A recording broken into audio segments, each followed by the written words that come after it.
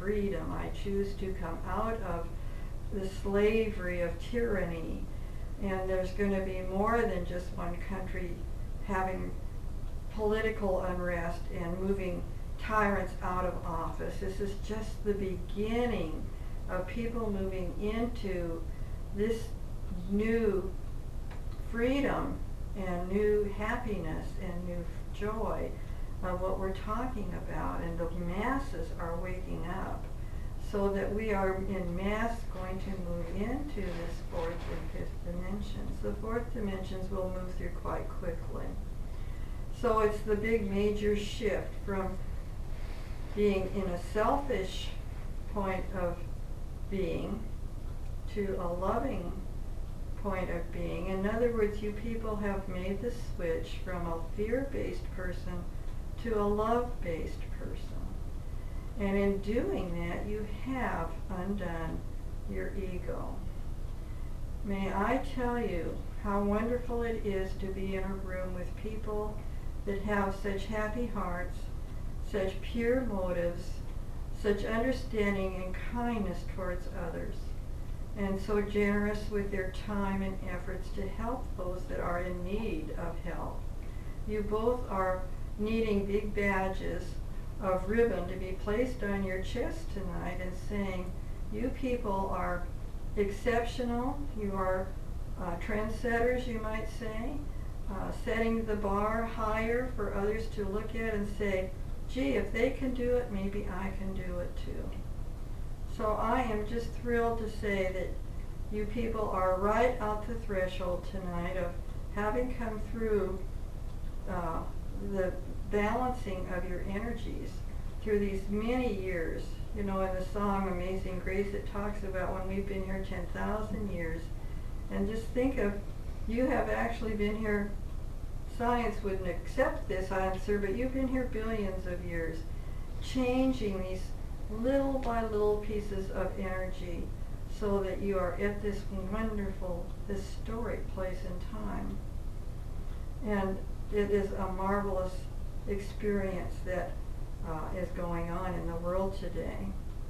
And if you understand the numbers, and Marilyn has been talking and working more with numerology lately, and we are in the year 2011. 2 is for duality, and 11 is for illumination. May I say that you are definitely illuminating and obliterating the duality. And that is a humongous, humongous accomplishment. Please give yourselves a time out to acknowledge this humongous accomplishment that you have spent so long on working and returning until you have accomplished to this point in your lives. I am in awe of you. And now as you move into the higher dimensions, you will start to awaken to your master, being a master of your lives. And you will start to see and understand who you really are. This is just the beginning of a whole new understanding of yourself. You are moving out of that darkness to see the whole picture and the truth and move into the reality. You see, God is reality, and you are moved out of the illusion, ready to move into reality. You are at the doorstep, and this is an amazing place to be. And I just want to continue to let you know how proud you should be of yourself, that your maturity and your growth has been admirable, commendable, and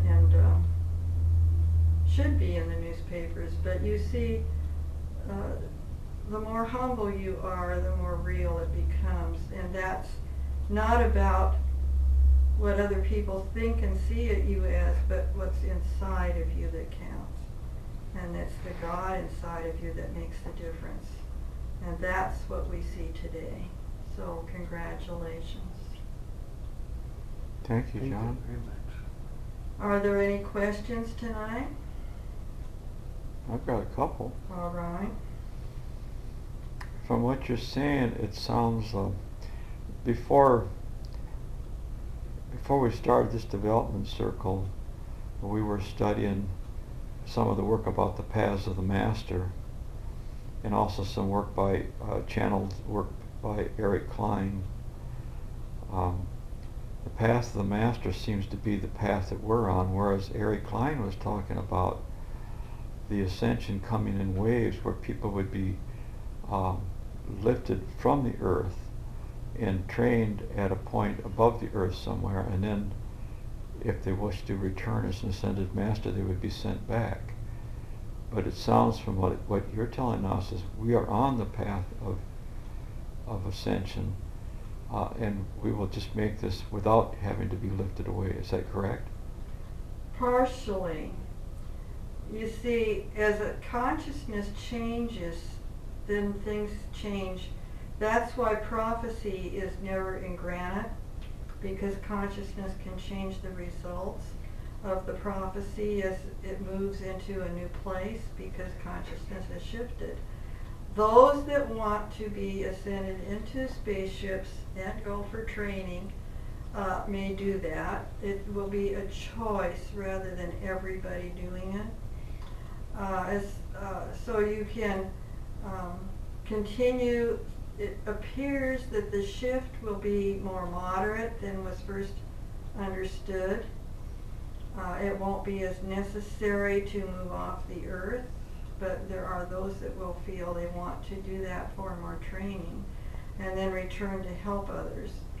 When the time comes, if you don't want to go to return to help others in other third dimensions grow, and as you have been growing and helping them to find the light inside of them, you may also at that point move to other parts of the universe or go back to your home planets, wherever you came from or wherever your new interests take you. So it's a time of choice, and that will be one of the options.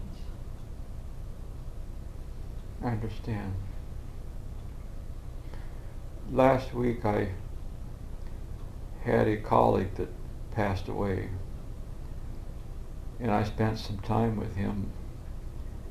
And the last time I was with him, I kind of sensed that he did not have much longer to linger here on the earth. And I directed him to, if he sees friends that have passed over, to look for the light and go to the light. And within hours he was gone. I'm hoping that I was of some help to him. He was very difficult to communicate with. His name was Don Harper. He should be on that side now. He is on that side. And your question is? Did I help him? Oh, yes, Mac, you did, because you see, so many people do not understand what happens at death. Churches have taught various versions, such as you get buried in the ground and you rise up when Gabriel blows his horn, which of course you're learning is not really what happens, but that's how some people are described as to what happens, and some people have other versions of what happens. One church says you go to purgatory and have to pay your way out. Various churches have their own way of handling that, and the truth of the matter is that when your spirit is ready to pass, there is a transition time when a person will receive angels and relatives, and they might still be in a hospital setting or a nursing home setting, and they'll say, oh, Uncle Harry came to visit me. And people are saying, oh, he's delusional. He's seeing illusions. You know, the medicines must be awfully strong. And you're exactly right. It's people and angels and all kinds of spiritual help coming to assist and pave the way so that he is making that transition, and you provided a supportive factor of trust. You helped him to trust what was happening to him. And that's why he was able to transcend easily compared to what might have otherwise been a difficult transition. Thank you for helping him to better have an understanding of what truly happens. If people are misled that they're going to be going to hell and that kind of thing, who wants that? So they fight it. And in his case, he didn't fight it because you were giving loving instructions of truth and comfort and understanding, and he knew you were telling him what was real. And that was a very loving thing to do. And he is now in a convalescent situation on the other side. Many people do not understand that when people pass to the other side with their illnesses, that really has to do with raising their energy into grace so that they can finally enjoy their home without the negative. That's why people call it heaven. However, its true name is nirvana. There is no third dimensional feelings of pain and distress. There is no illness in grace. And so the convalescent period for different people is dependent on how severe their illness was to bring their energy up high enough for them to ascend into grace and then join the rest of those on the other side. So it's a transitional place where they can adjust their energy as needed into what we would call the grace of God. And the sicker the person, the longer the transition might occur. He still has some time to spend in convalescing to bring his energy up. And you people are doing it here on earth. And that's what's so exciting. That you do not have to die to ascend into grace at this time in history. The first time this has ever occurred in the history of mankind. So that is why it is so special. Before, the only time when you could ascend into grace is as you passed over, went through the convalescent period, and then moved into that higher energy. So, you see, you helped him facilitate that, and I would like to thank you. Thank you, John. It makes me feel better to know that I helped. Any other questions? Maybe I have a question. Okay.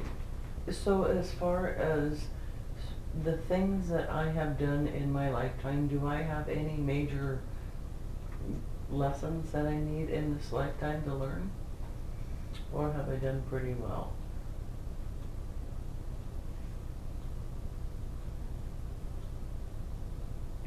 I would say you have done very well. You have had a struggle in many different ways. I would say you have handled them with the best tools you had at the time, and you're still here and you're a happy lady. I think that proves that you've been quite successful. Thank you. Thank you very much. Anything else? Sure, I have one more question. I seem to be coming into material from less now, and it seems like it's an awful lot of material. It also seems like it's almost enough to write a book. Is that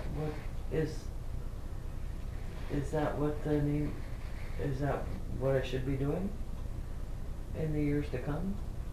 Is that why I've been given this stuff? How do you feel about writing a book? Well, I love David with my heart and my soul, and I have always wanted to write a book, possibly. I just not had the confidence. That's what I'm feeling, and having this material will provide more confidence so that you have some more concrete